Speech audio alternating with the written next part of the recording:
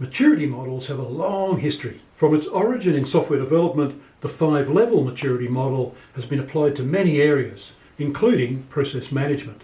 At maturity level 1, we can't spell BPM. At level 5, it's become so ubiquitous as to have virtually disappeared, from conscious thought at least. In this video, I combine those 5 levels with the 7 enablers of BPM to give increased analysis granularity and a very practical development tool. This extra level of hard data about BPM maturity means we can make more specific plans to address more specific issues and deliver real maturity improvements. Let's explore that a little more.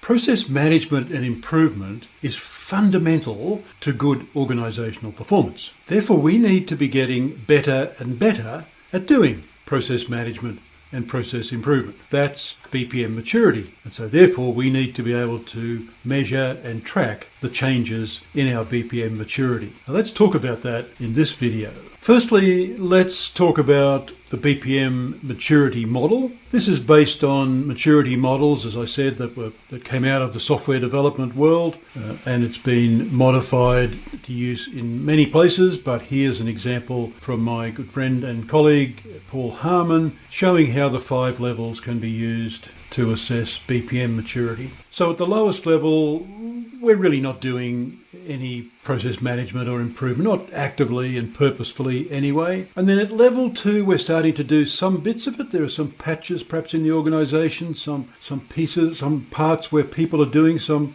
process work. Level 3, I think, is a kind of tipping point, because now we're getting serious about this. We're doing it on an enterprise level. We're still not perhaps doing it everywhere or doing it consistently, but we've started it. And then at level 4 and 5, we're just getting better and better at it. We're doing it more consistently and more widely across the organisation. So at level 1, not much happening. If anything, things are improving, but only because people get in there and do, heroic efforts to make it happen, or indeed just to make the execution possible in the first place. And at level 5, we're at the highest level, and it's almost second nature to us now. We're not even conscious of it on a day-to-day basis. Perhaps it's just the way we do things around here. So they're the 5 levels. Level 1 is the lowest, level 5 is the highest level of maturity. Come back to that in a moment. Now, you may well have seen this video about the 7 enablers of BPM,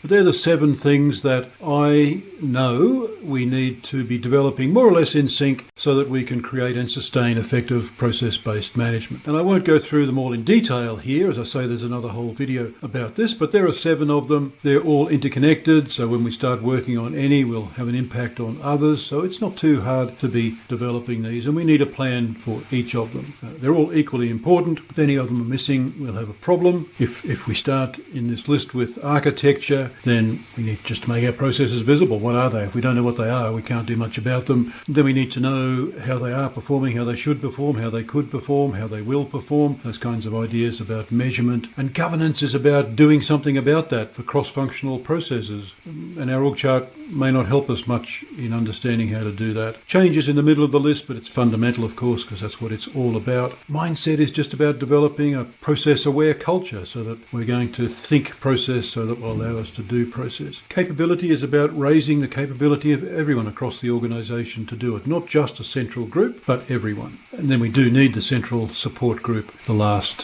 enabler, to be that kind of internal consulting company. So these are the 7 enablers of BPM. So we can put these things together very usefully, I think. So you can see here we've got 5 rows, which are the 5 levels of maturity, and we've got 7 columns, of course, the 7 enablers. And you don't need to look at all the details in there. I'll zoom in a moment to look at a couple of them, but we've got a definition of what each of the levels of maturity would mean for each of the enablers. So we start to get some nice granularity. If you want a copy of that diagram, I'm happy to provide it, and the links below will take you to it, or if you can't find it, let me know, and I'm happy to send it to you. So if we have a look, just to zoom in to give you some sense of what's in there. So we're looking here obviously at the process architecture and process measurement columns, and just the top 3 levels, 3, 4 and 5. So if we look, let's take process measurement as the example, we can see there at level 3,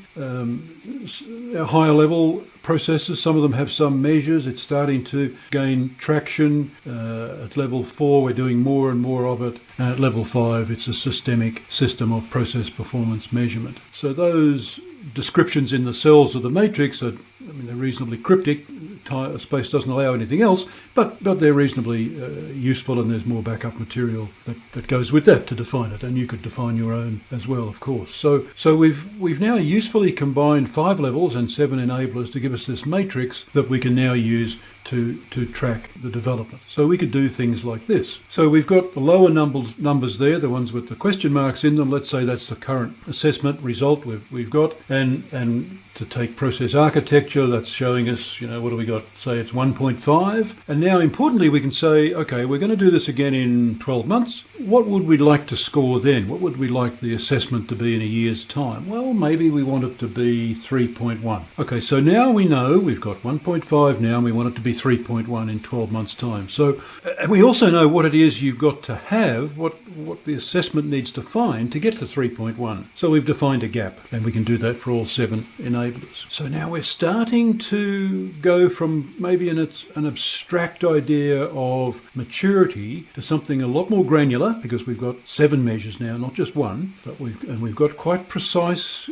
measures of the current assessment, and we know where we want to be, and we know why we want to be there. We know it's realistic. We haven't just said, everything's got to be 5, because that's probably not going to happen in 12 months. So now we're starting to really hone in, and here's the most important bit. Now we can build something like this. We can take each of those maturity gaps for each of the 7 enablers and recast that as a series of initiatives, projects, big and small, to achieve that change over the 12-month period. So now we've gone from some vague, abstract idea that we'd like to get better at process-based management. We've made it a little better by putting some numbers on it, not just one number, but 7 numbers. So there's some granularity happening. Then we've said, okay, here's 7 gaps that we want to close. And now we can say, this is how we're going to close them. So these are projects like any other, and they need to get managed and executed in whatever way we do projects in our organisations. So you can end up with a very practical guide to how we can improve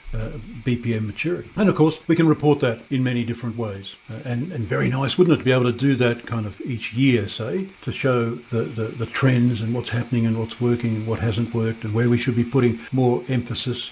And also just to be able to show the rest of the organisation that things are improving in a nicely measured way. So let's pull all that together. So enhancing BPM maturity, it's simply about improving our ability to do process-based management. And if we agree that process-based management's important, then obviously getting better at it is also important. So we'd like to be able to do some kind of repeatable assessment, something that's not too onerous or intrusive. So if you think back to that 5x7 matrix, you could print out a bunch of those and just get people to put an X in the square that they think is appropriate. You could do something as simple as that. And if you're asking the right people, with the right kind of briefings and discussions, then that could be very powerful and useful. Or maybe there's some other surveys and other things that you might do as well.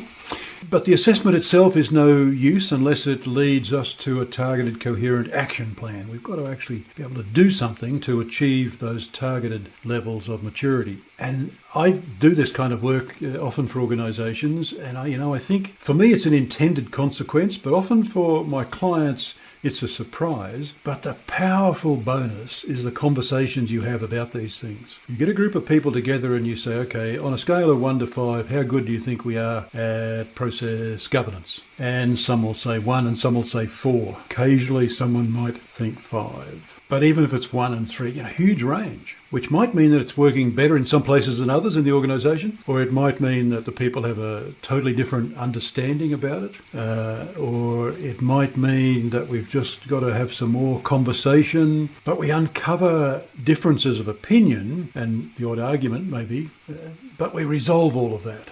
And we get to understand why someone thinks it's 3 and someone thinks it's 1. And now we can build a very substantial and rich plan, can't we? That's really embedded with lots of actual knowledge and good plans for the future. So, enhancing BPM maturity is about getting better at process management. And as you know, the purpose of process management is to allow us to make wise decisions about which processes to improve and then to get on and improve them and prove we've improved them. And that's the purpose of process-based management. That's the game we're in. Thanks for joining me for this Process Insight. I hope you found it useful. If so, you might like to subscribe so you'll see a new video each week. Plenty more information about me and my ideas about process-based management below and at my website. If you'd like to read more about BPM maturity assessments, there's a paper on my site. You'll find the link below. You have my contact details and I'd be delighted to connect. And thanks for sharing this time with me. If you'd like to continue the conversation, I'd love to hear from you.